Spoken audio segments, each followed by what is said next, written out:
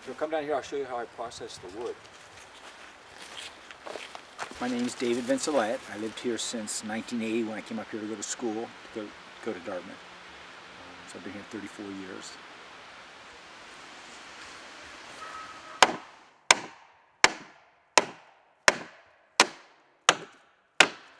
Little elbow grease, and you get it down to where it looks like that. There's some nails sticking out. And then you pry those out. And eventually, as you start stacking it, you'll get piles and piles of wood that's been cleaned. And you all might say, why is somebody doing so much work just to save a bunch of boards? But by getting more use out of the wood, or bringing it to a higher value, usually I can get a couple guys that don't have work or something in the wintertime to just pull nails for me and trying to teach them how to do it. And then over time, we build an inventory of wood for our woodworking projects, things like that. And all the small waste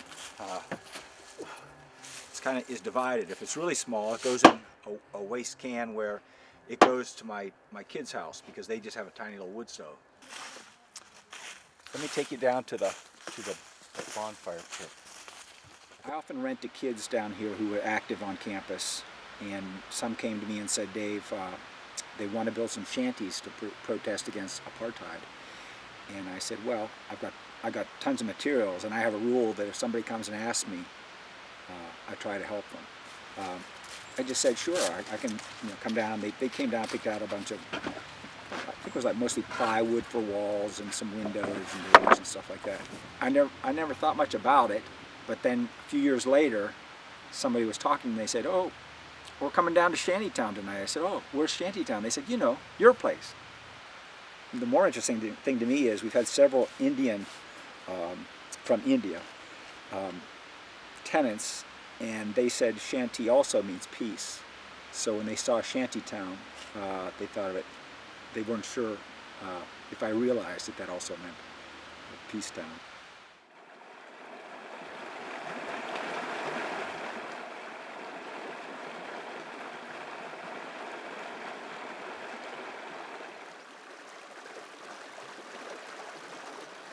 When I came down and I saw the waterfall and the swimming hole, it was just like it just struck a chord with me. When I saw it, I just couldn't believe somebody could have something so beautiful.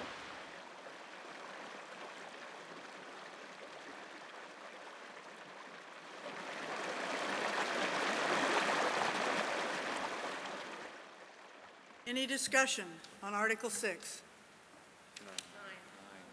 Article 9. Need my glasses. Article 9, any discussion? Okay, we'll go to Article 10.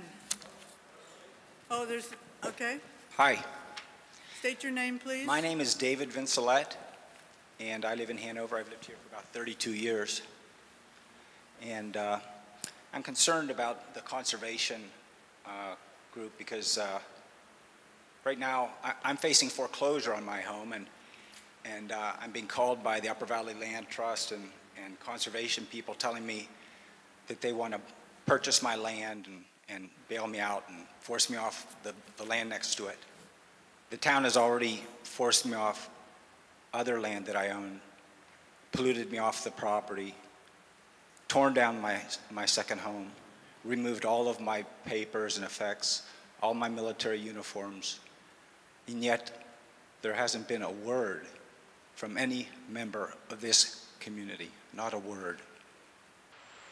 I've been battling with the town for years because they would really like me not to live down here. First they tried to say I couldn't live here because it was zoned that it couldn't be lived in year-round. They filed something that I was running a junkyard up there, and they said that I was polluting the water through a pipe, but in actuality we were drinking water through a pipe. The water came from the brook. They act like that I have no right down here to use this water. But this is the water, when I brought my babies home from the hospital, I baptized them in that brook. From the time they were born, every April 1st, we jumped in the water. We call it's the April Fool's Club. In order to be in, you have to jump in April 1st. And every year, they jump in. Or else I take water over and dump it on them in the shower if they can't make it for some reason or something. But we just have a tradition, a linkage with that water. It's sacred to us. I'm not running for anything, and I'm not running from anything. I'm just trying to live a life and raise a family. I came here with a golden invitation from a college on a hill, asking me to come after 3 years of military service, where I was decorated as a hero. I'm not a hero, I'm just a guy, but I'm not sure why I'm treated in this town the way I've been treated. They had put a $35,000 lien on my property, and I went up there one day and there was a berm of asphalt waste had been pushed right onto my property when the grader had come by. And I looked down, I picked it up, and it was obviously asphalt waste, and I called the police. I said, what, you know, there's asphalt waste being pushed onto my property. And they said, oh, he said, I'll call you right back. He called the highway department, and he said, yeah, the town's using recycled asphalt to save money on the gravel roads. And I said, well, that's illegal.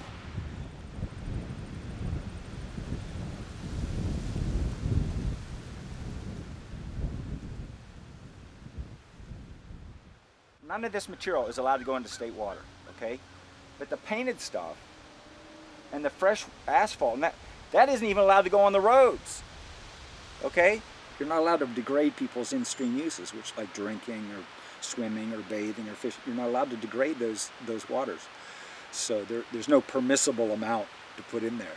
Most pieces start off this size or a little smaller, and then as they get worked down the road, of course, they get smaller and smaller and smaller and smaller. And then when they get picked up into the water, they're bite-sized for tiny little things. This material is not allowed in the Hanover sewer system, but it's allowed in my drinking water, right? I mean, that's the fact. It's hard because it's kind of all he talks about, but I think that he's doing as much as he can to get people to help him.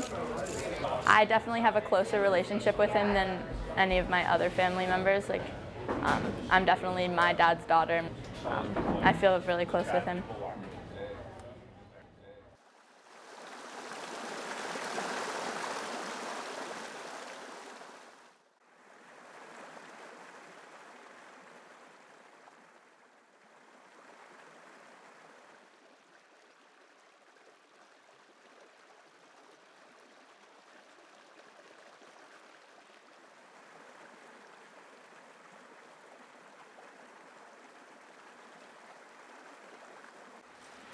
I get so much grief. I've been followed all over town by the police. Every time I go to a meeting, they send 2 or 3 cops in as if I'm going to do something violent.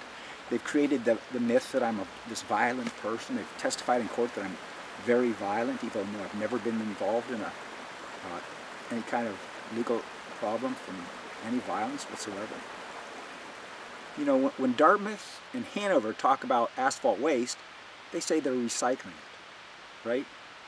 Now, if I took a little bit of asphalt waste and recycled it into water fountain at Dartmouth, I would go directly to prison, right? Because it would be called terrorism, it would be called polluting, it wouldn't be called recycling. But they get away with it because they control the language.